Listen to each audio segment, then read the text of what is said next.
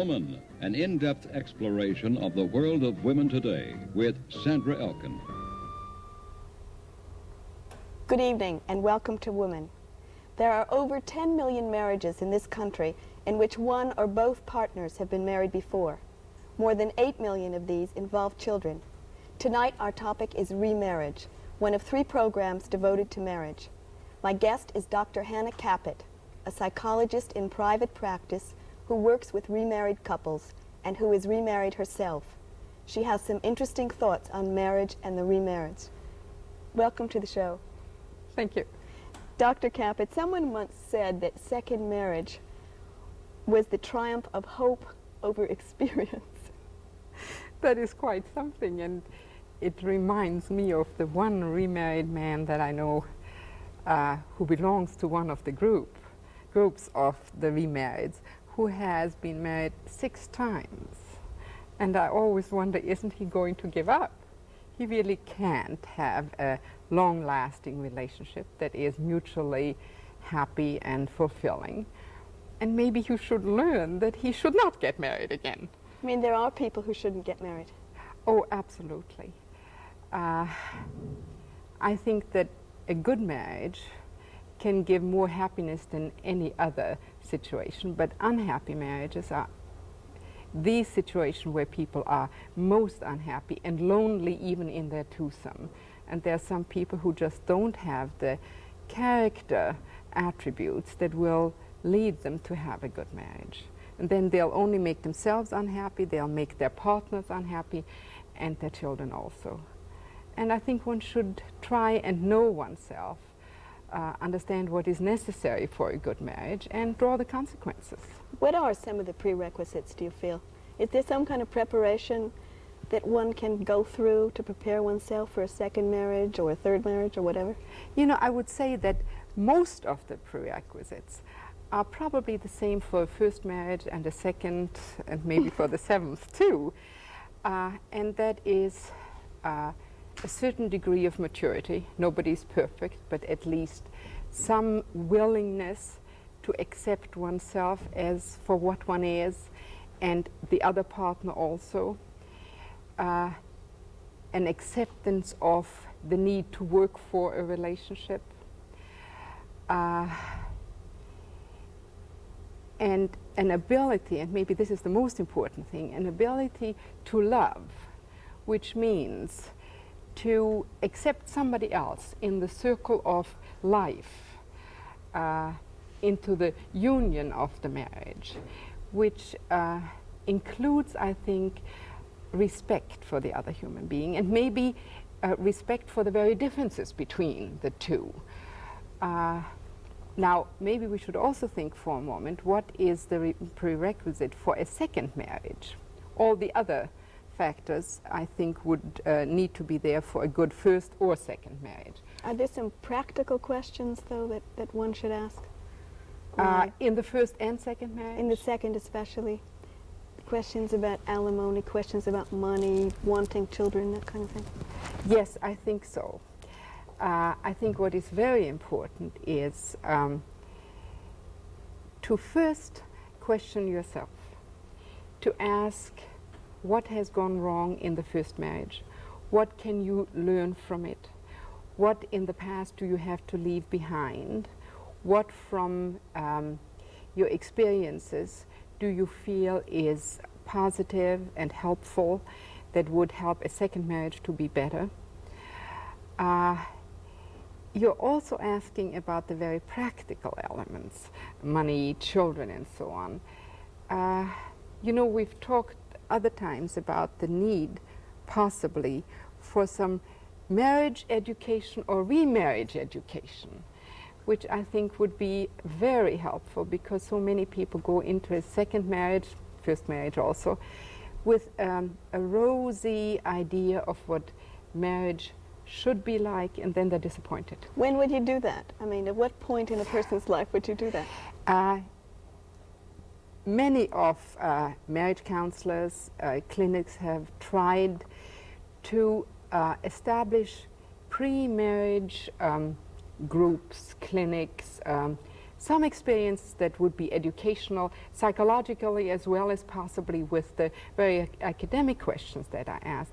And unfortunately, what has been found is that in the glow of courtship and romantic idealization of what marriage is supposed to be, those people are unwilling to stop, look, and listen, to see what marriage really means, what the requirements are for a good marriage, so that unfortunately most of the time you don't get to that point until the first problems start. Could you do it with very, very young children?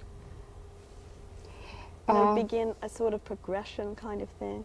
The third grade, you talk about this, and we do that with sex to a certain extent. You know, I would like to have sex education not divorced from relationship education. And if we could really do a good job in school, helping children understand what relationships are, what the real needs are for good, mutually satisfying relationships, it would be wonderful. I don't know that we've done it. What would be some of the things you would, have in that clinic? What would be some of the courses? Are you talking now about children? If you could have the clinic. If I could have the clinic, I would like to have counselors who are trained in thinking about what will bring about for human beings an openness for a relationship, a willingness to communicate. So often what is wrong is that two people don't listen to each other. They only listen to themselves. They're not open to the feelings, the needs of the other human being. And of course, if we again talk about remarriages, so many of the elements that made the first marriage fail, then, and maybe we have to talk about the repetition that so often happens, the same problems and conflicts come up in the second marriage. And very often in the second marriage, they are worse. Sometimes they're better if the people have learned something. Let's backtrack a little bit and talk about, are there warning signals that you have before you go into a second marriage or whatever, before you become remarried, things you can watch out for in either the relationship or the other person? If people could be open and not run after their possibly neurotic goals, but look at the realistic human element in themselves and in the other, I think they could probably get the warning signs. Let's be a little bit practical. What might be some of the warning signs that a man gives you that he is unlikely to be able to have a good relationship? I would think that somebody who cannot control his hostilities. Now, we're all imperfect human beings, and all of us have some resentments, but hopefully not to a degree that it really is impossible to relate to the other. If somebody is so egocentric again that they cannot be open to another human being's needs, I would be very wary as to a relationship is concerned. Of course, then there are signals like alcoholism. Though maybe a human being that is willing to go into a marriage and is really serious about changing some of the pathological symptoms that a human being has, maybe they can change under happier circumstances. Let's say, for instance, if alcoholism is really only dependent on a very unhappy present situation, then one might hope for the future. I would also say, be careful. Know the other person for a while before you make the final step. It's so much harder to get out of an unhappy situation, for the two partners as well as for the children, of course.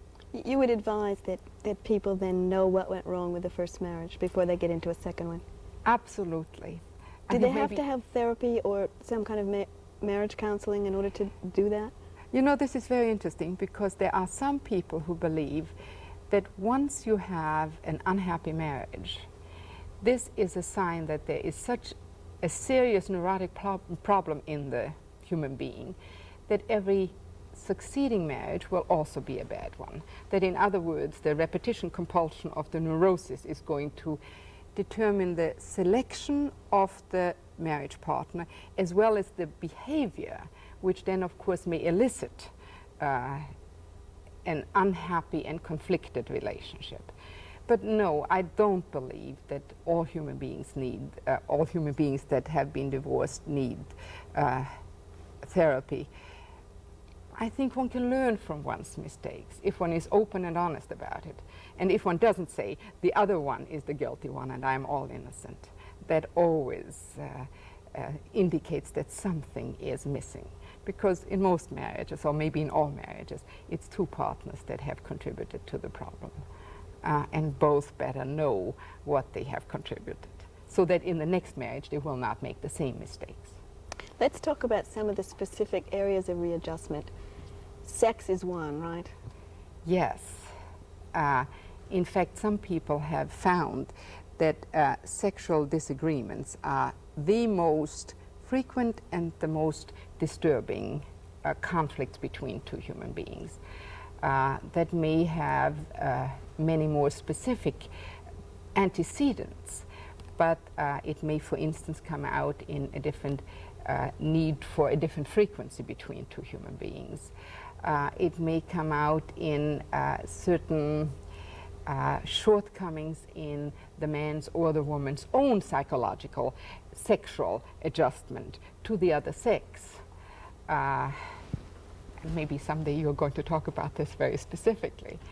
But I can think of one other very often found problem that may lead to sexual difficulties in general.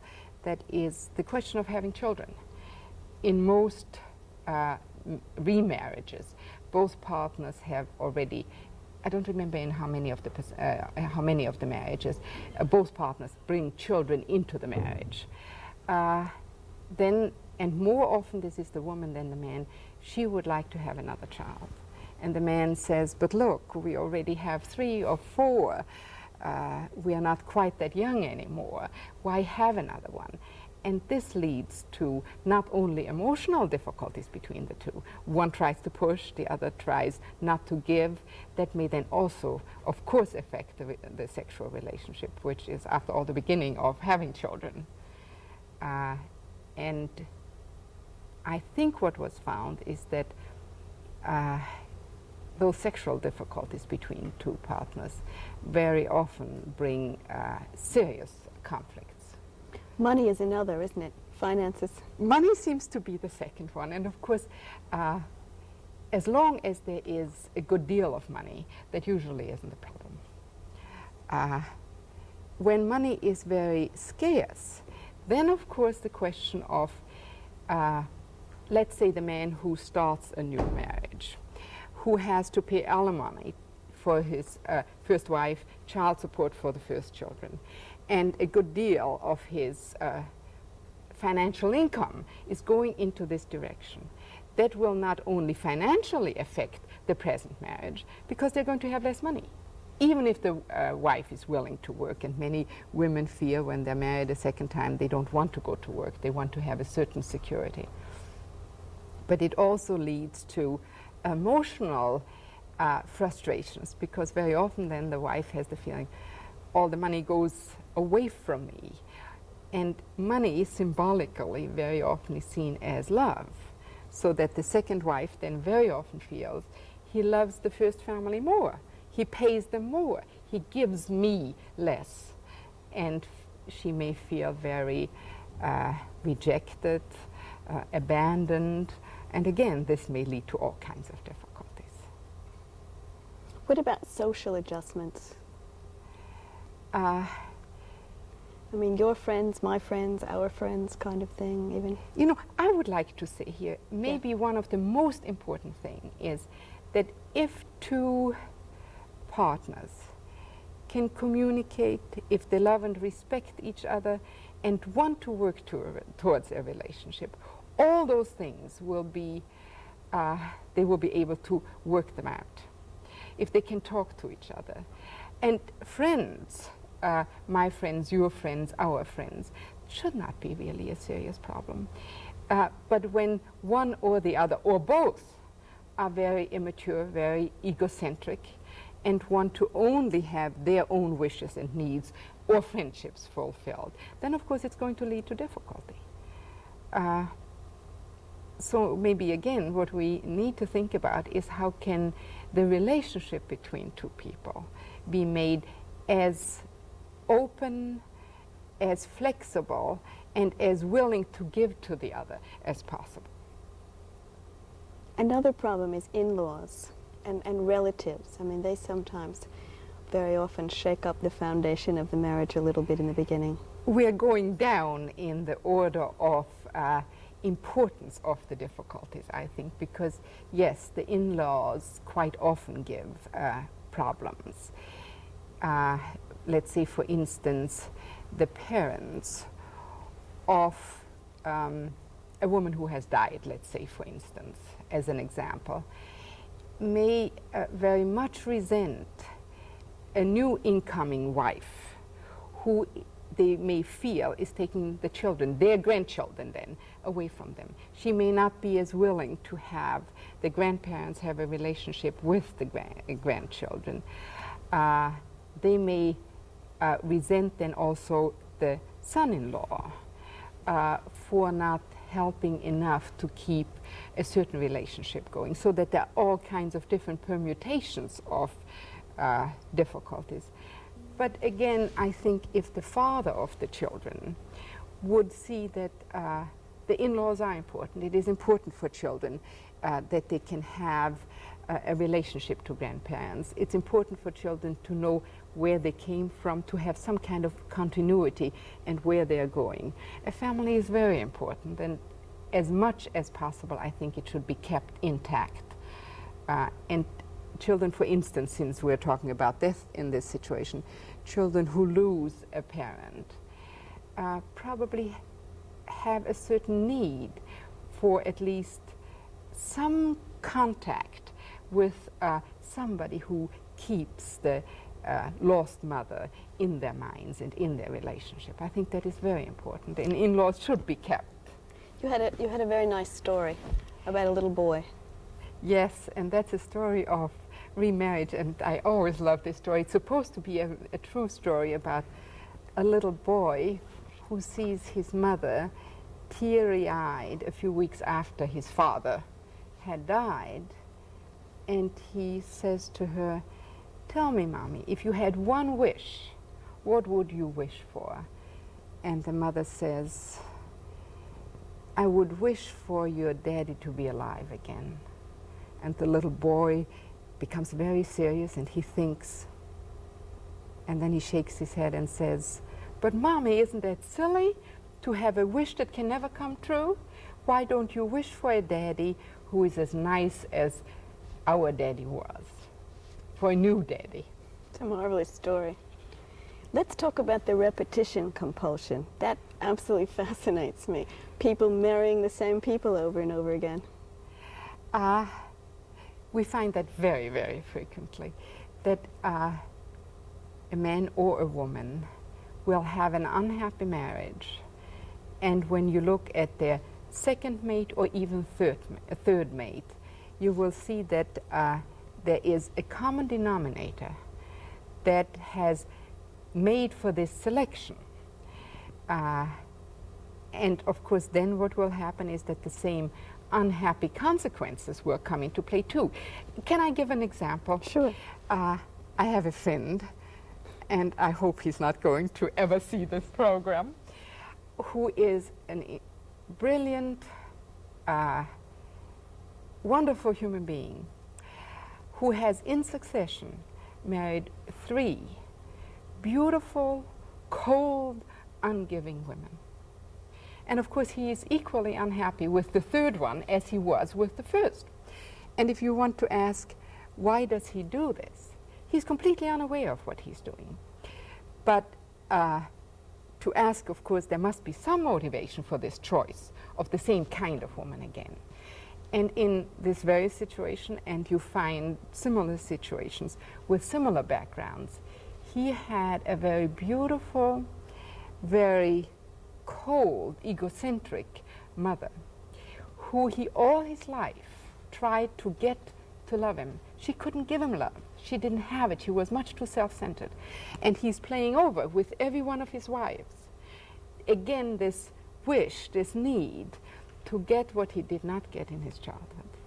And of course, he will be as frustrated again and again as he was in his childhood. This is the repetition compulsion. It is a pattern that is set as a child that goes on and on and on. And in this situation, by the way, you asked before whether therapy is always necessary. No, I think one can learn from one's mistakes, one can mature and have a better relationship later if one has taken advantage of one's experiences. This man, I'm afraid, would need therapy, and since he's a friend of mine, I can't tell him. Even if he intellectualizes, even if he says, you know, if he knows exactly why his other marriages have failed, can he not help himself? See, I don't think so. He's also not that young anymore. After 3 marriages, he tried again and again. I have a feeling that this is so much part of a neurotic need for him that if he would divorce this wife, by the way, I think he has drawn one consequence. He has been married to the 3rd one for quite a few years. Maybe somewhere he knows he Maybe can't this do one any will better. last. There's another thing that interested me. There were about 10,000 couples in the United States last year who went through a divorce and then remarried the same spouses. What's at work there? Why does that happen? What is very interesting is that, and I'm not quite sure now of the number, but it's something like 45% of those marriages are then, on their 2nd attempt, good and happy marriages, which would make us suspect that those are people, for instance, who have learned, who have matured, who have thought about what was it that went wrong in the first marriage, and that are trying to make it better in the 2nd one, to not repeat the same conflicts. Of course, there's also one element in this, that on the 2nd try, it seems, some of the difficulties, for instance, small children, that certainly are tension producing, maybe more to the woman than to the man who is not home, have grown up so that they may be less of a conflict area. Maybe also as time goes on, the financial situation may be somewhat easier. Let's say the man has higher income, so that some of the pressure areas are easier. But certainly it makes us believe that one can learn. So you're very optimistic. Yes, I am optimistic. Oh, That's absolutely. One of the problems in remarriage seems to center around children. I mean, a lot of problems do. But one in particular is suddenly being thrust into the role of a step-parent, either weekend or full-time. It's very difficult for everyone concerned because we hear people talking about this all the time. We read all about it. What about the woman who, say, marries a widower with children and she becomes a full-time mother just very suddenly? You know, I would like to first say, and I'm quoting my husband, who says that life is supposed to be easy? It usually isn't. The question is only, what are you going to make out of life? Are you going to make the best out of it, or are you going to start complaining and giving up? See, the question of, let's say, the widower who remarries, I think we have to ask, what is his reason to remarry? If his reason is really that he wants a good relationship with a woman, not only for himself, but also to show the children that love does exist, that a good, happy, fulfilling relationship can exist, so that the children can go on to look for this goal. I think that is one situation, but I'm thinking now of several situations where a man with 3, 4, 5 children married not necessarily because he wanted a good relationship, but he married, and for a widower that may be an important element, he married because he needed a mother for his children. For a man, this is quite often important. then the relationship, of course, is very different. And we haven't really in any way emphasized the problem of death. Very often, in general, the man or the woman who loses a marriage partner idealize this first dead angel in heaven to such a point that they have a sense of loyalty. I would call this, after 2 years or 3 years, a neurotic sense of loyalty, because life has to go on. But I'm thinking very specifically of a man who had several children, I've forgotten how many, who married this young woman who had, by the way, she also had children, but she thought she was married for love. And then she found, and he never said it, he never needed to put it in words, it was there in the relationship, he did not give her the love that she knew he had given his first wife. She always felt frustrated, neglected, deprived. And though, interestingly enough, she remained in the relationship, maybe for her own children's sake, it was never a happy situation. So you have to make sure about the reasons. Yes. We have yes. 1 minute. I want to talk to you about Remarrieds Incorporated a Yes. little bit. You're closely connected with that group. Uh, What are they exactly? What is the purpose? The purpose of Remarrieds Incorporated, which, by the way, grew out of an organization, Single Parents, of all divorced and widowed parents, has chapters in several of the cities of New York. Not enough, you should have one here. But they have a twofold purpose. One is to We have 15 seconds. for people to get together who all have problems in remarriage, to see whether one can solve them. And secondly, for social purposes.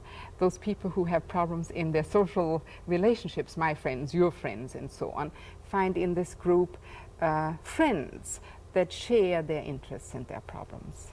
Thank you very much, Dr. Kapit. We're out of time. Thank you for watching, and good night.